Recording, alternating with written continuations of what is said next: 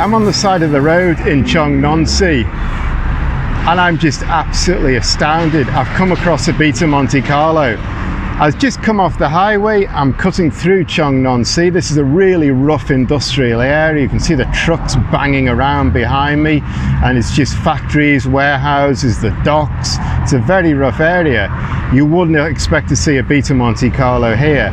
And corner of my eye, I see a shape, and you cannot miss this shape. It's just one of the most famous automotive shapes ever. And I'm like, what? Holy shit, is that a Monte Carlo? Had to pull straight up, stop, reverse back and have a look. And yeah, this is the first one I've ever seen in Bangkok, first one I've seen in Thailand. I didn't know there were any here. I've never heard of one, never seen one on social media or anyone mention it. And I'm absolutely dumbfounded to find one. And this Monte Carlo, it's with a tiny little soy garage that kind of fix and bodge things up. It's not like a restoration shop or anything. And they're trying to fix it up. Apparently it comes from Khao Yai. The customer brought it down. Khao Yai is a place about 150 kilometers northeast of Bangkok, a countryside area. And the customers brought it into the garage to fix. And this car looks like it has been standing for many, many years. It is tatty everywhere. Everything about it is just tatty and worn, but it is pretty complete.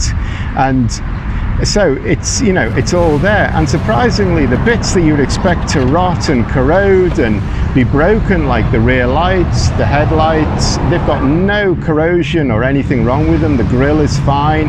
Everything is there to complete, and it's still got the original Lampredi 2-litre 4-cylinder twin cam engine, transmission, gearbox, suspension, drivetrain, all that. So it's not had an engine swap, which you could quite imagine lifting up the lid on this and finding something from Nissan or Toyota in there. So it's not had an engine swap, so it's still all original.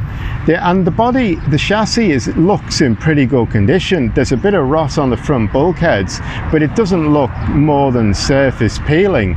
So the chassis is actually pretty good. So the car is all here. It's all pretty complete.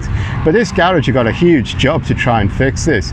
And the garage owner, when I spoke to him, he kind of rolled his eyes and said there's an awful lot wrong with it. And he was like shaking his head. So this is going to be a huge undertaking, because they just fix simple jobs on little cars and stuff. They're not a big garage, it's just a little single unit on the side of the soy. So it's amazing. I'm just absolutely dumbfounded to see this car, and it's kind of a hyped start to the weekend. The Beta Montecarlo is just one of the great shapes of automotive history. The silhouette racer won the World Championship of Makes in the late 70s. It gave its shape to the Lancia 037 Rally, which is just one of the great rally cars of all time, and World Championship winner in '82, of course. Just an absolutely beautiful shape.